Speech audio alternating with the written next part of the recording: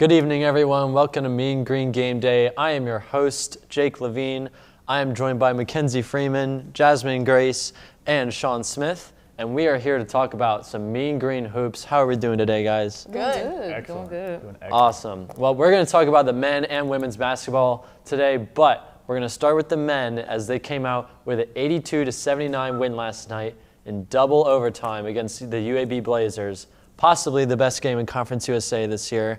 Guys, what's our initial thoughts on last night? I mean, it was a great game. Definitely defensively, both teams had to battle it out. Usman had great defense against Jimson, and then Walker and Tyler Perry both had a great matchup against each other as well. Absolutely. Yeah, I also thought the game was great. Obviously, as a fan, it was just very thrilling, very great. But just the players, they played really well. I think people stepped up in the right time, and happy for the Mean Green that they got the dub. Yeah, one player I wanted to shout out, Mulai Sissoko played a great first half. He played excellent defense against Trey Jameson in the first half. But yeah, as Grant McCaslin always says, the tougher team wins, and that was the case last night as well. Absolutely. And we saw a great matchup between Jordan Walker, his nickname is Jelly Walker for a reason, versus Tyler Perry. Tyler Perry played 46 minutes and ended up with 28 points. Who do you think was your guys' MVP of the game if it wasn't Tyler Perry? Mine would definitely be TP, but who do you have, Makenzie? Honestly, I'm going to have to go with Usman. While Tyler Perry did end up with the most points, you have to look at his first half, and he did have his 6 free throws, but other than that, he didn't do much for the Mean Green. So with that being said, I'm going to go with Usman. He had a double-double, stepped up, 10 points, 15 rebounds, so I'm going to give it to him. For sure. I'm going to go with Tyler Perry. I love watching him play last night. I just think he never shies away from those big moments, those clutch moments. He embraces them. He puts the team on his back. He had 28 points. He went 10 for 10 from free throws. Team went 23 for 25. So that was really good to see. Also had 2 steals, and I feel like he just gave it all for every minute he played. For sure. Yeah, I mean, Tyler he finished with 28. The crazy part is it was an off night for him. He was 4 for 14 from 3. He had those 10 free throws that helped out. My MVP of the game is Aaron Scott. His hustle plays, the toughness he plays with getting knocked. I think he finished with 4 points last night, but going after those 50-50 balls, when he's on the court, they feel like 80-20 balls. And we needed all of those possessions, 10 rebounds. Great defense, plus the free throw to put it to overtime, which we would not have gotten to otherwise. So, yeah, we wouldn't have won that game without everyone, but I think he put in a great effort. For sure. Right. Yeah, absolutely. Aaron had a tough game. And so this is the first time in 9 games that the home team won in this matchup between UAB and UNT. So, guys, what do we think was the biggest factor that helped UNT come away? They were favored by 2.5, so they just barely covered the spread by a point. Could we highlight maybe the free throws? They shot 23 for 25 on free throws. Is there anything else that we think was really a huge game changer for the team as a whole? I mean, I think what Jasmine was saying about Perry having that clutch factor, after coming off with not the best first half, he came in second half, drained 2 threes back-to-back, and that's where we sort of saw Perry take this game under control. And, you know, going from having 6 points to having 28 points, just an insane half, insane performance by him. Yeah, I want to give some credit to Kai Huntsberry. Started the game off slow, going to the quarter, only had 4 points, but during the fourth quarter, overtime, double overtime, he finished the game with 15. So I want to give him some credit. Obviously, we know he's a great player. But once he started being aggressive, I feel like that really took some of the pressure off of Tyler, and they had to kind of make the defense confused, like, okay, who do we have to focus on with more guys being aggressive? So I really would give him some credit, and I think he's what changed the game. For sure, for sure. Sean, how about you? Especially in the overtime period, he had those back-to-back post-ups for the hooks in the middle, plus those free throws that won the game for us. But I think, Jake, like you said, the free throws were the biggest difference. UAB was 5 for 10, and we were 23 for 25, which is this season not been our strongest point. So being able to win the game off that, I think that speaks to the toughness we played with. Yeah, I thought the free throws were a huge factor. And UAB had over twice as many fouls as UNT. And to see UNT finally be able to capitalize on those trips to the free throw line was really huge. I mean, they had less field goals and less three-pointers, but still managed to win the game in double overtime. It's got to come down to, you know, at the charity stripe. So I think really what does this look for UNT going forward? This kind of electric win, it was a great crowd last night in the Super Pit. Right. What does this look forward to, not just tomorrow, but the rest of the season, maybe even going into the tournament? Does this win have a lot more meaning than other games? Sean, I'm going to start with you with this. Yeah, it's huge. If you look at it from a conference perspective, right now we have FAU sitting number 1, UNT's at number 2, and UAB's right at 3. So it's a tight race. FAU got those 2 wins over us, but UAB got 1 over them. So being able to separate ourselves here and getting the sweep over UAB is a huge deal for us, and hopefully makes that number 2 spot come conference time in that first round bye look a lot more appealing. Yeah, maybe a tiebreaker could be huge here. Yeah, Jazz? Yeah, I agree. I think that the game just really solidified who we are in this season. You know, we've had our ups and downs, but I think this game was just huge from a momentum perspective. I think that it gives us, you know, we're playing Charlotte, which, you know, they're not top in the conference, but they're still a team that we can go out and really beat, and we know that we can because we beat a team that was on a 4-game winning streak. You know what I'm saying? So I believe that it's very just important in terms of momentum that we beat them last night. For sure, for sure. I'd have to agree with her. I think basketball relies heavily on momentum, and getting this win over a team who sits behind us, you know, they're sneaky and they're going to sneak up on us. And if we want to chase down FAU, I think winning this game takes us into a win over Charlotte, and we just keep that streak rolling to the end of the season. Yeah. Also Go want ahead, to mention Sean. UAB, they were calling this a revenge tour for them because they just beat FAU. We beat them at home before. They wanted revenge on that, so we were able to interrupt that, really step on them just a little bit more. Yeah, I think it definitely means a lot. Definitely a proving yourself game. Absolutely, absolutely. Yeah, and I mean, when it comes down to it, we've had struggles against UAB in the past, right?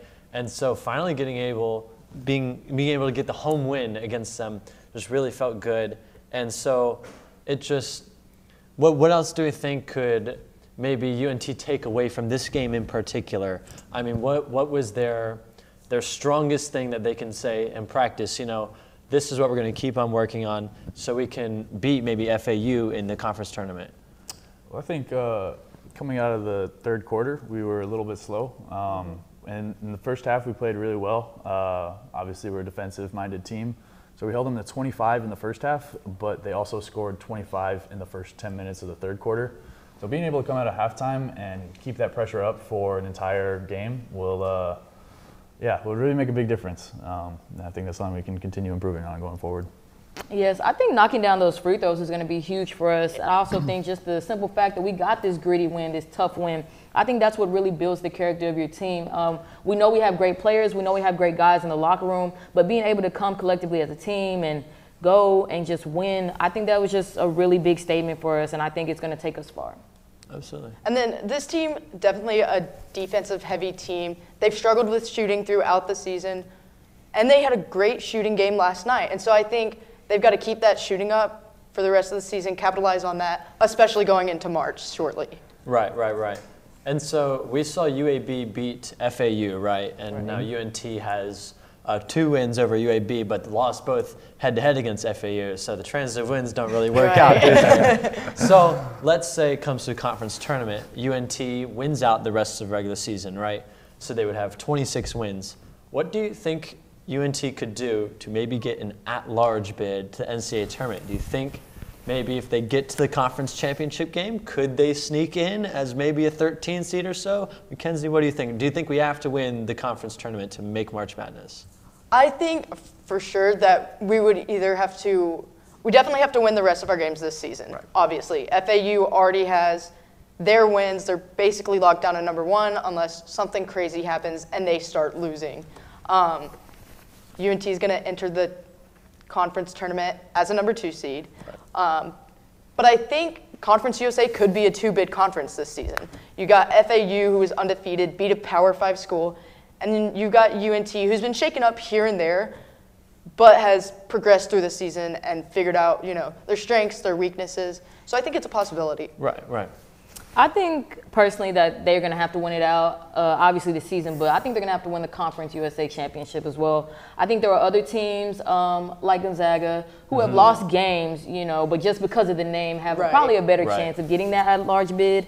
Super fans, so I would love for us to get that at-large bid, even if we do lose in the Conference Championship, but I believe in the guys to get the win and hopefully get that bid. Yeah, absolutely.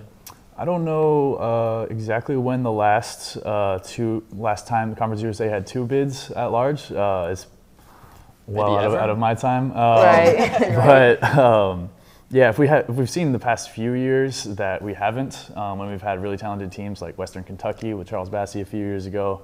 I think our best chance, obviously, is to win the conference tournament. That's going to be our best bet. That St. Mary's loss early would have been a huge win on our NCAA tournament. For sure. But St. Mary's is a top 15 or so team in the country, according to some statistics, and we didn't have Tyler Perry or Reuben Jones that game. Right. So yeah, we could argue that could have been a much better game for us. That's a really good point to make. There's certain games like that kind of build or hurt your resume. Right. So we could say a win over St. Mary's there, not that they've beaten Gonzaga and turned out to be an amazing team. That probably could have shot us into the tournament. Right. And then you had the home loss to Rice, which then kind of tarnishes your resume, right? So I think really if UNT wants to get in with some sort of at-large bid, definitely going to have to win out the rest of the regular season, get to the championship game, and then we'll see what happens, right? Well, stay with us, everyone. When we come back, we're going to preview the game for tomorrow night here against Charlotte. So stay with us, and we'll be right back. Hello, welcome back to Mean Green Game Day. We are here to preview tomorrow night's game versus the Charlotte 49ers, as the UNT Mean Green are going to be back in the Super Pit at 5 o'clock. And Sean, I'm going to start with you on this game. What do you got for us? So I was looking at some numbers. I got a good one for you all. There are 363 NCAA Division I teams. Charlotte ranks 362nd in pace in terms of average possessions per game. And do you have any idea who number 363 might be? We're sitting very close. It's the University of North Texas. This is going to be the slowest game perhaps in history. Wow. Can't wait. I could see a final score maybe in the 50s, maybe in the 40s. Who knows? Yeah. Hasn't happened before, but if you like methodical basketball, this is a place to be. Well, piggybacking off of that, Charlotte is such a confusing team, and Pace goes into it.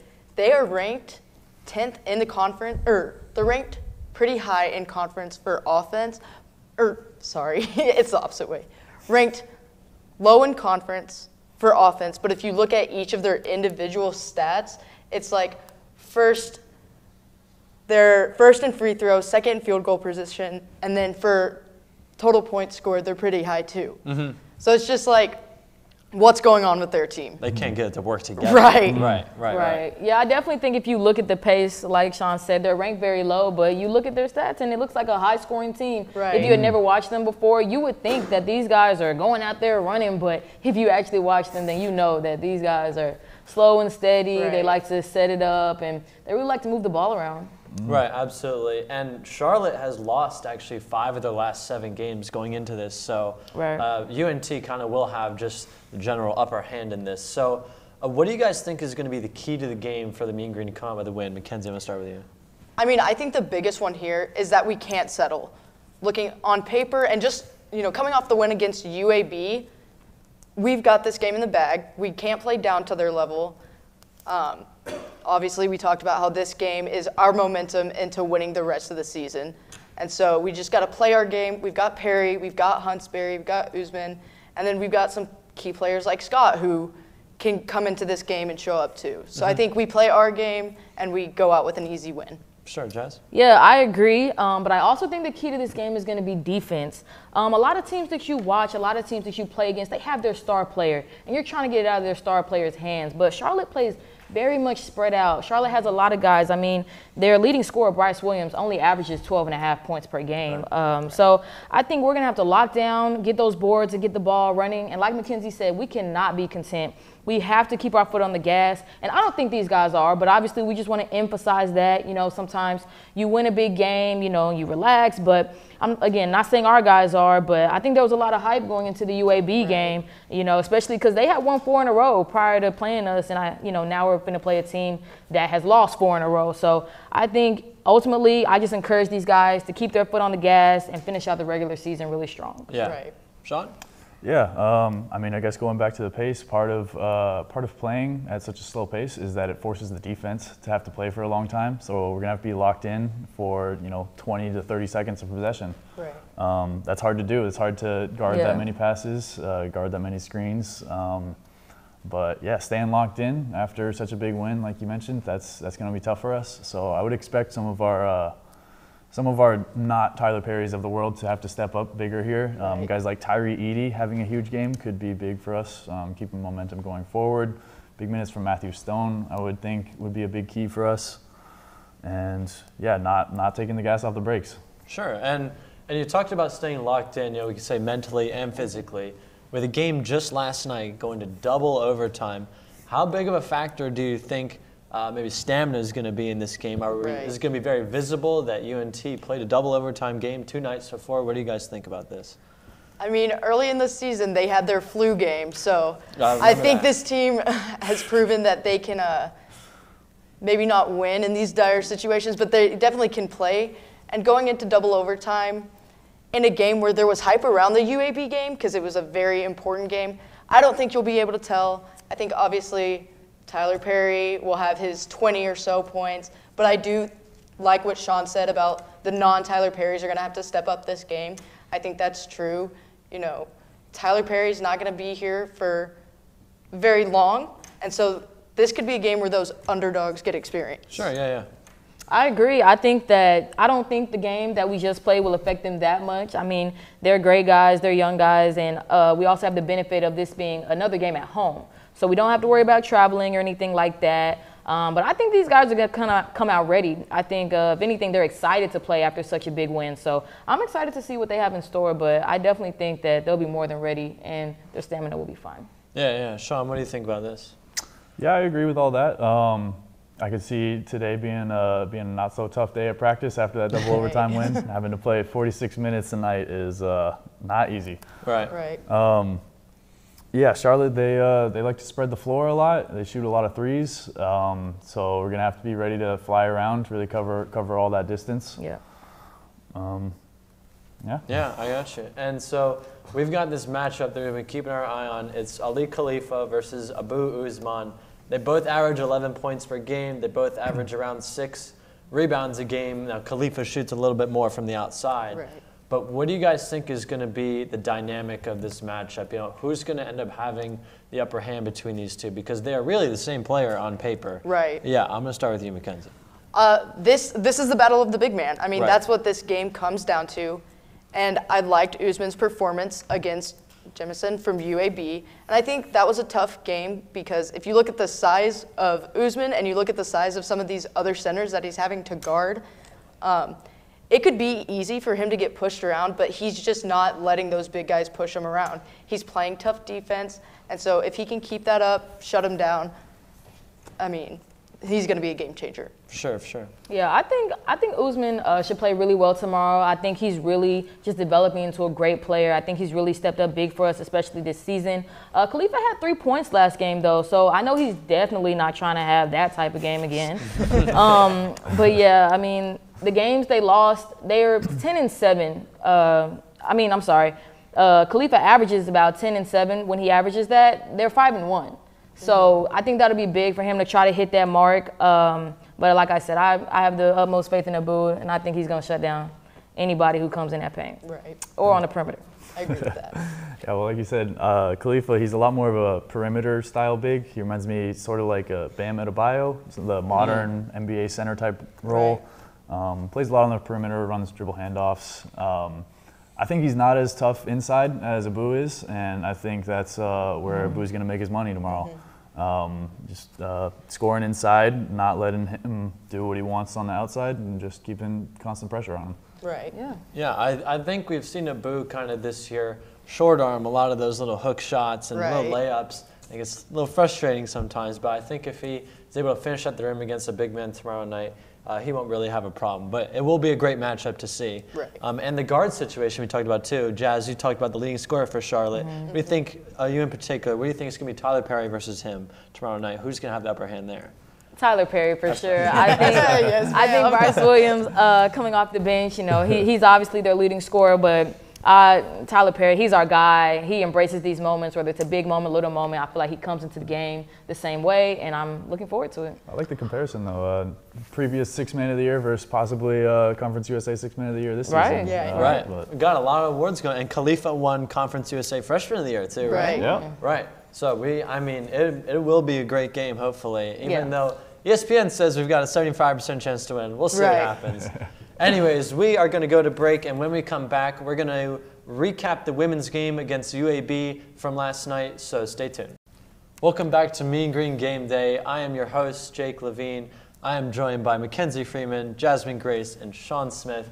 And now we are going to recap the women's game against UAB. It took a tough 9-point loss the other night against the UAB Blazers in Birmingham. Unlike the men got the dub, but the women were not able to pull out a win. And so I want to talk about our MVPs of the game. Even though there was a loss, there are bright spots to it, right? So I went with guard Ariana Hardaway. She had 15 points on 5 for 10 shooting. She only averages 4 points a game, right? So that's a positive to take away from a loss, of course. There's always going to be positives. So Makenzie, what did you have for us? I'm actually going to agree with you.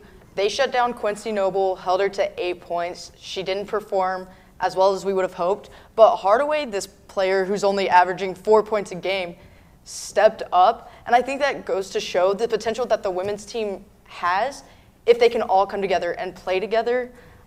We just need those girls to play more consistent if we want to see those wins. Yeah, Jazz. Yeah, I agree. Hardaway was definitely our MVP for that game. She gave us, she brought us close into the game. She brought us within 10, and I think, like we said, we obviously didn't get the result we wanted. Obviously Quincy Noble averages about 17, was held to 8. But I think that it also just gives us a confidence that other people can score on this roster. Looking at the stats, Quincy Noble is the only one in double digits, but other girls on this team can score, and we just hope and just really believe that they're going to start doing that. So I think that was a really good upside, and she's definitely the MVP. Yeah, for sure.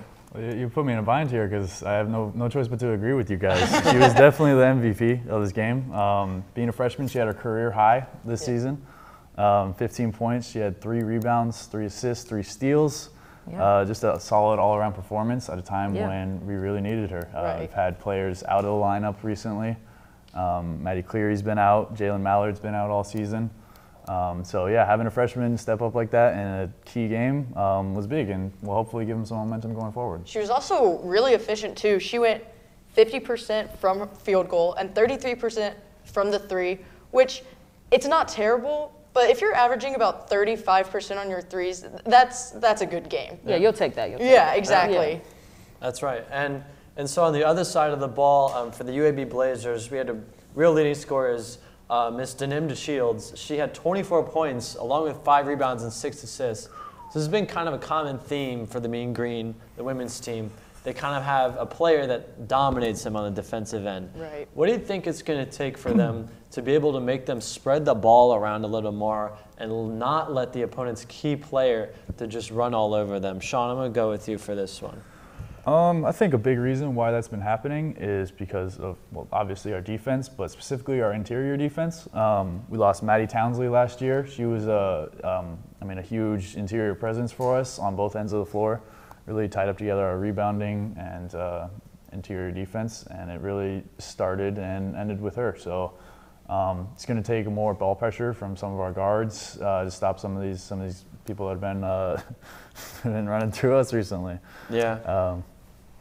Yeah, for sure. I think, Denim DeShields, she averages 14 points a game. Right.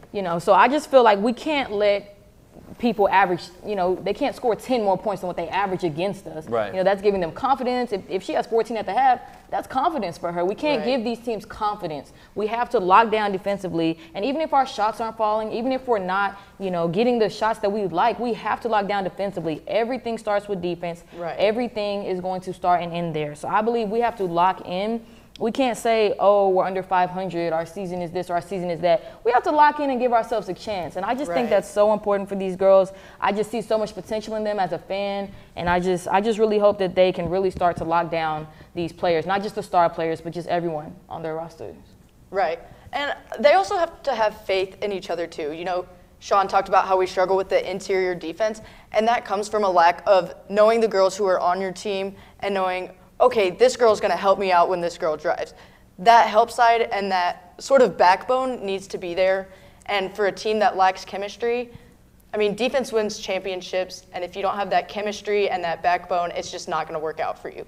I agree with you. I think defense really starts with having the team chemistry, you know, calling out screens, you know, getting the mismatches and whatnot. So UNT shot 29.8%, we'll say 30% from the field, while UAB shot about 39% from the field. Do we think that was the main difference in this 9-point loss? I mean, could we point out anything else that may have really made them suffer in the loss, or does it always just come down to the shooting with this team? How about you, Makenzie? I mean, 100%, both teams shot the same amount of field goals, and if we matched the 22 made field goals that they had, we actually win this game. Right. So I think for the women specifically, it does come down to their shooting. Mm-hmm.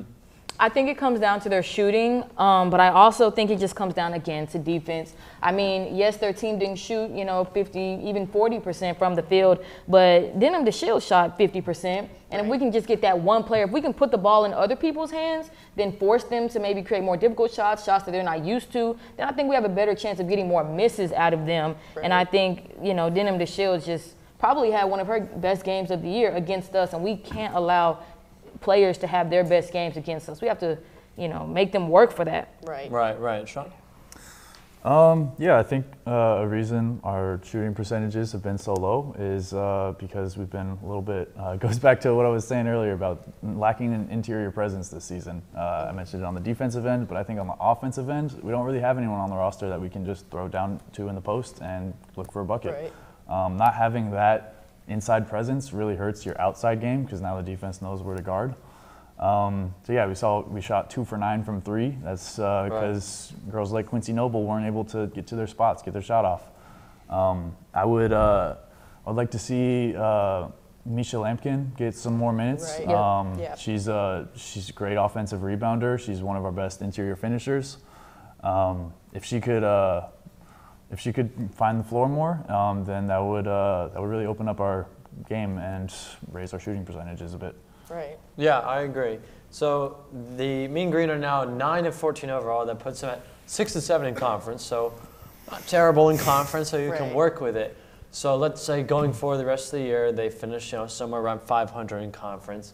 You go to the Conference USA tournament. Let's say hypothetically they play UAB again in this conference tournament.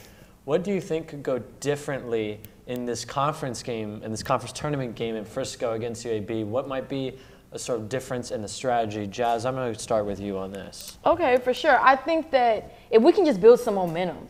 I mean, losing games is tough. Losing games is tough mentally and physically. You just may not feel the same going out there. So I think if we can build some momentum going to the conference tournament, it would be great for us. And we can't get outscored in the second half. I mean, it was 28-28 at halftime for the women's game. So I think that we have to really lock down, come out of the locker room at halftime, be ready to play, be ready to really give those girls a run for their money. And I think that we just have to, again, just play better defense and really lock in. Yeah, you talk about coming out at halftime. I mean, you can't help but think of the FAU game, giving up, I believe it was 56 in the second half. Yeah, coming out stronger at halftime, that's going to be a huge key for us going forward. I mean, the third quarter is one of the biggest parts of the game. You know, coaches emphasize your third quarter because that's make or break for a team.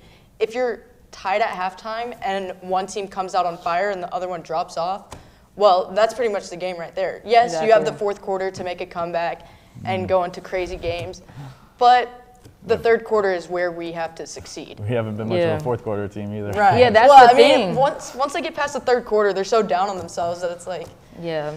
I mean, that's the thing, though. We were outscored 18-12 in the third, 15-12 in the fourth. So we were outscored both quarters. And I just think, like you were talking about shot making, we got to get more points on the board. We have to do more as a team. I think it just all is about the team. We know we have great girls in that locker room. We know we have great girls on the squad. But it's going to take a team effort every night they play to really make something shake. Absolutely, yeah. And we talk about coming out of halftime, you know, that could be a difference in maybe coaching. I mean, if it's consistently a thing where we come out of the half as not as good of a game plan, then that could really kind of come down to coaching and not maybe as much a player. Sure, you can talk about stamina and whatnot, but that might be a big deal. So anyways, that's going to wrap it up for the women's recap. When we come back after the break, we're going to talk about previewing the women's game once again against the Charlotte 49ers, but this one's going to be in Charlotte. So stick right with us and we'll be back.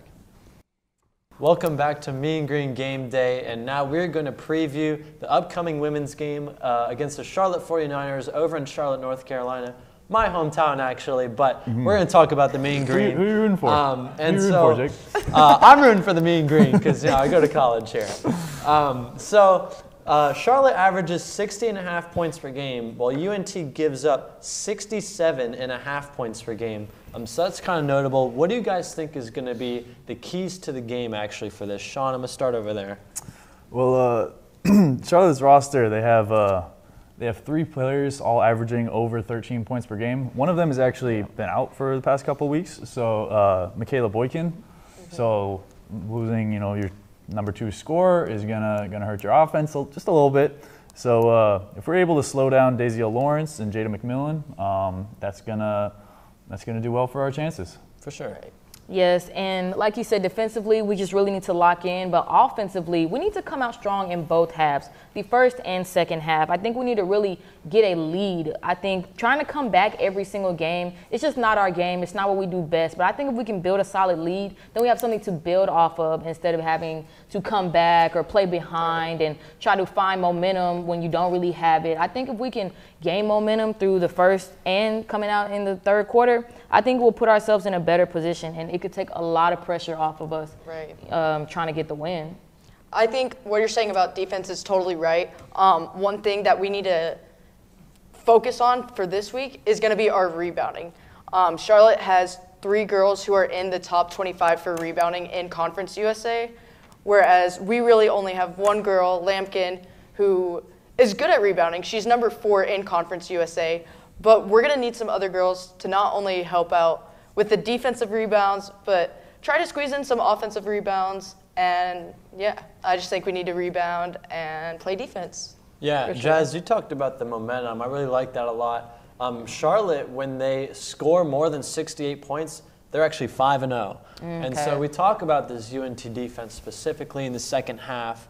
Now, they only gave up 61 to UAB, so if they do that again, we like their odds to win this game, right? But what's it going to take for them in particular, playing 2 games in 3 nights again, to hold Charlotte again under that magic number of 68? Jazz, what do you think about this? I think we just have to lock in. I think at this point in the season, it's mental. You know who's in the locker room. You know who you have on the court. It's mental. You have to go out and you have to say, we are going to hold them under 68 points. Yeah. We are going to hold them under 65 points. You have to set goals for yourself and really mentally lock into those goals and not accept no for an answer, not accept, oh, well, this happened or that happened. You have to say, no, this is what we're going to do. Even if they score 40 by halftime, we are still going to hold them under 68. These girls have to just really buy into whatever they're trying to achieve, and I think that if they do that, they can beat this Charlotte team. Yeah, it's tough during the course of a season to really maintain that focus and not get caught in the grind of it. Right. To really set goals, you know, each and every day to continue to get better, especially when not every game has gone your way. Not as many games have gone your way as you would have liked. I mean, I like that too. Like, the mindset really does matter, and giving yourself something to be proud of. Even if you come out of this game with the loss and you say, well, we held them under their scoring average. I think that's something to be proud of, and I think that's what the UNT Mean Green need. They need something to be proud of. They need to come together as a team because they've struggled with that chemistry. But, you know, banding together for one common goal is something that could actually help build this team going into the rest of the season. And I think they also just need to focus on winning quarters. You know, sometimes it's hard to win games. You know, you look at the big picture. Let's win the first quarter. You know, coach talking to them, let's win the first quarter, okay? let's outscore them the first quarter, then go into the second. Take it little by little. Sometimes, like Sean said, you get caught up in the season, you get caught up in the mix, the grind, your record, you get caught up in all those things. Let's throw all that out the window. Here tonight in Charlotte, let's win the first quarter. Right. You know, relax those girls, get them in a good mindset, and just really give them an opportunity to prove themselves just for a quarter. Right. And go from there. Because little things make big things happen. Exactly, so. exactly. I like that. No, that's a difference between the women's and the men's games, actually, right? The quarters, yeah. Right. Easier way to think about it. You know, Yeah. it's more set up like an NBA game. Right. You win each quarter, you're going to win the game. Exactly. Men's is much longer halves, right? Right. Different kind of mindset. So let's talk about UNT. They have something they've struggled with this season. They are 11th in Conference USA in shooting free throws. They shoot 67% from the free throw line this year. So do we think that them shooting that kind of percentage from the line is going to keep them from winning not only this game, but games going forward, especially because we're getting close to the conference tournament in March? Makenzie, what do you think about this? I would have to say yes. Free throws matter. Every coach you talk to is going to tell you that, especially in these games where we're losing by less than 10. If we're making, 80% versus our 66%, that could be a win in a number of our games. So it really does come down to the free throws. Right, right. I think free throws are very important. Obviously, like we all know, just in any game at any level, free throws can make or break your game. Free throws can win or lose the game. Right. So I think that's something they definitely have to focus on. They have to figure out their routines, just how they're going to do it. And I think they can, but we have a lot of girls on the team who are shooting way below than what they should in terms of free throw percentage. So I think we can really improve there. Yeah, and I think part of it also is continuing to get to the line. We talked earlier about their low shooting percentages this season. That part of that could be a product of not getting to the line, not getting yourself going. That's something coaches have always told me throughout my career is that getting to the line, watching the ball go in on those free throws where no defense in front of you, you can just watch the ball go in. Right. That'll get you going a little bit. Then you see your jump shot going. Right. Then things start to open up for you guys. So, continuing to get to the line and have the confidence to make them once you're there. I think a common theme that we're seeing, we're talking about the defense, the free throws. It comes down to being locked in. Jasmine, you've said that numerous amount of times when talking about this team. So I think that's the emphasis is whatever you're doing, be locked in, whether it's defense, creating shots for your teammates, stuff like that. It comes down to having that lockdown mentality. Yeah, and free throws, they're free. Right, You know what exactly, I'm saying? exactly. So we have to make them at the line. We have to take advantage of everything. And defensively, defense is about work ethic. You may not have the perfect build, you may not have this or that, but a lot of defense goes into work ethic. I mean, you look at guys in the NBA, like one of the smallest people out there just could really make plays that can not only help your team, but change the whole trajectory of the game. Yeah. We keep talking about it. Momentum is everything. So if these girls can just lock in mentally, I think it'll translate to the court, and they'll have a great chance to really turn this season around, even though it's later in the season. Yeah, and I just want to put it into perspective real quick. You say turn the season around. We're 6-7 in conference. Exactly. We're right around 500. It's perfectly doable. This is a very winnable game. Yes. Charlotte's been on a hot streak. I believe you said they won 4 of their last 5. But yeah, this is a winnable game for us. They're right within our wheelhouse, and playing defense, hitting free throws. I think those can really help us out. I think it's important to note the free throws because we know the Mean Green men's team shoots about the same, right? Right. And in a close game, we knew it was going to be close against UAB last night. The free throws were what won them the game, right? Yeah. It's the same sort of situation. We know this game tomorrow night against Charlotte for the women is going to be the same sort of deal. Yeah, they just got to shoot 93%. It's going to be a close game. Right. Just shoot, I don't know, maybe 23 for 25. Exactly. So let's go ahead and do our key players for the game. I am going to go with Quincy Noble because she only had 8 points against UAB yesterday. And you could say that's maybe why we lost because she averages 17. If she scores that amount, you win the game. Right. Pretty simple. Makenzie, what do you think? I'd have to go with the same. Obviously, Noble's coming off of not one of her best performances, but she has only had less than double digits in 2 of the games this season, and yesterday just happened to be the one. Right. I think she goes into this game, has her normal amount, but what I would like to see is Hardaway step up next to her. While Quincy Noble is going to be the MVP Hardaway can help her perform at her peak. Yeah, Jazz? Yeah, and I just want to quickly add that, again, Quincy Noble would be my pick. We all know she's more than capable of having big games, and I believe this is an opportunity to have a really big game to help the Mean Green get to 500 in conference play, because there's a few teams sitting at 6 and 7, so we could really set ourselves apart and and if some other teams lose, we could nudge up in conference. Right. Yeah, I think what Max said, Ariana Hardaway. I want to see more from her. Sure. She had her breakout game yesterday, and you know, we don't have any other double-digit scorers on the roster. So if she can keep putting together some of these performances, having a second star next to Quincy would really be huge. Right. For sure. I love that. Well, when we come back, we're going to actually talk away from the Mean Green and more so on the national stage sort of thing. We're going to have some flops and some shocks from this year's college basketball season. So stay right with us. Good evening, North Texas. Welcome back to Mean Green Game Day. I am your host and 2023 Intramural League 3-point contest champion, Jake Levine. I am back with Makenzie Freeman, Jazz, and Sean. How are we doing, guys? Fantastic. Congrats. Yeah, to you. congratulations. Thank you, guys. Can I get an autograph? Of course. I also scored 6 points last night in my game. Even better. I know. So we're going to do some flops and then some shocks from this year. So flop is a team that has severely underperformed. Shock, obviously, we're shocked. So my flop is easily going to be the North Carolina Tar Heels men's team. Right, they went to the national championship game last year. They got this big guy, Baycott. He's supposed to be all that. Right. They're ranked #1, and they didn't have any votes in the top 25 in the last poll. How does that happen? So that is easily my pick for my flop. I mean, the Tar Heels, they're supposed to be all that. They're North Carolina Tar Heels, and they might miss the NCAA tournament. I mean, we saw Oral Roberts get more votes for the top 25 than them. Right. So that's my easy pick. Makenzie, how about you? I'm going to dip inside the women's side of basketball. I'm going to go with the Tennessee Volunteers as my flop. This team finished off the season last year ranked 18th. They were expected to do great this season. You know, they started off ranked 5th in the AP poll, 4th by the coaches, and then by week 4, they had already dropped out of that. So they flopped early on, and they're sort of trying to build back their momentum. They're sitting behind South Carolina and LSU for the SEC, which is obviously anticipated, but it's not what we like to see from a program that's so historically good. Right. That conference is packed. Right, exactly. Guys? Yes, my team is going to be Loyola Chicago.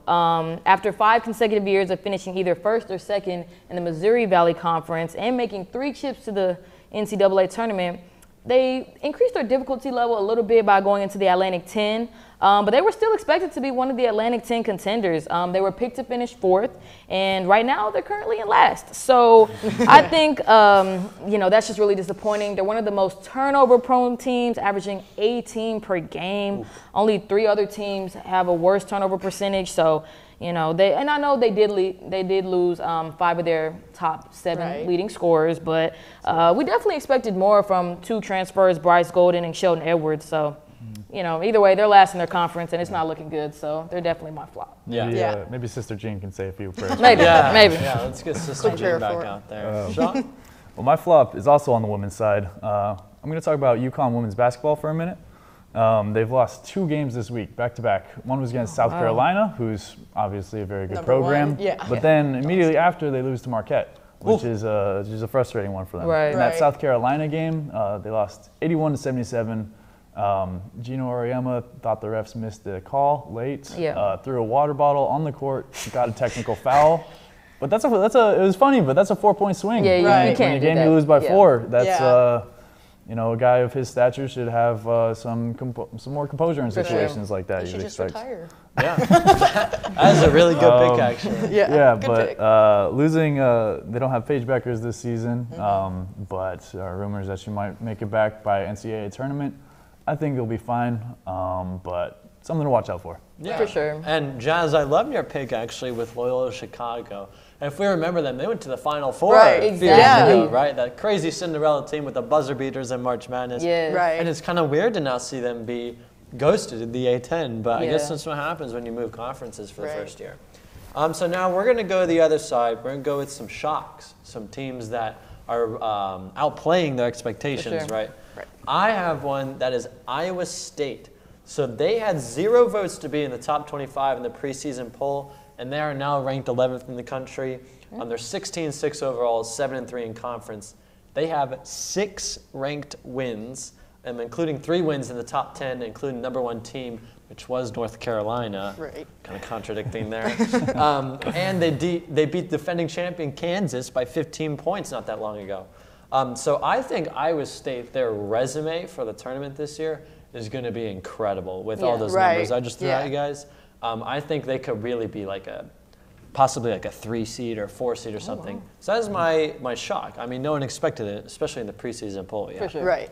Makenzie? My shock, again, on the women's side, I'm going with the Utah Utes. This team was not ranked in the top 25, and they're sitting at 6th behind Stanford, who also happens to be in their conference. They're 20-2. No one expects Utah to be as high in the rankings as they are. You know, if they're 15 to 25, that's expected. I mean, they're in a really good conference. There's 4 other ranked teams in their conference. You know, they got Arizona State, Stanford, Colorado's even in the top 25. So that conference is looking like a tough conference. They also have 4 girls in the double digits, leading them to having the 4th ranked offense in D1 basketball. So it's pretty crazy how good they're doing. Yes. Okay. Well, my team is going to be the Miami Hurricanes, the boys. They've been the talk of the ACC. I mean, they've started off conference play 8-0, and a lot of times you think of other teams in the ACC, but they've gotten key wins against Michigan State, North Carolina, Duke, and NC State, which is a really great game with a game winner.